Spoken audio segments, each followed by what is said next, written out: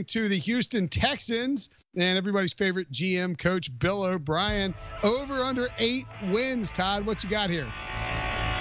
For me, Will, it's all about the number. At 8, I'm going under. At 7.5, it becomes a no play. It's always scary when you fade Deshaun Watson because he becomes the great equalizer. He's got a lot of those Russell Wilson qualities where you're not quite sure the surrounding talent is up to snuff, but he continues to make plays. I just wonder about their weapons. I don't trust their running backs. The receivers all seem to be cut from the same cloth. And this team defensively, let's see how many games you actually get from J.J. Watt. I didn't love their offseason by any stretch, and it just feels like a team whose stock is going to continue to decline. And at 8, where it's going to take 9 wins to beat me, no thank you. I'm going to go under the win total and hope they finish 7-9 or worse.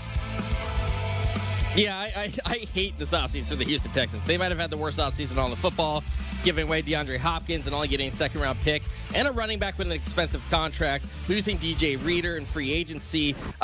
Despite all of that, and I don't like their defense, I don't like their offensive line, I don't like their wide receivers, I have to take the over just because of Deshaun Watson at quarterback, and I don't want to bet against him. And I think he's proven time and time again in his 3 years that he can overcome really bad situations and lead this team to competent, 8 or 9 win football. As a rookie in 2017, before he got hurt, he went 3-3 as a starting quarterback on a team that went 1-9 without him. The next season, he dragged them to 11 wins behind the league's worst offensive line. And a year ago, of course, they won 10 games. And they had a 24-0 lead in the playoffs. We don't have to recount what happened after that point. But so it really makes it for a tough argument because all I'm arguing is Deshaun Watson is good enough to drag this team to 9 wins. But that's my argument, Deshaun Watson.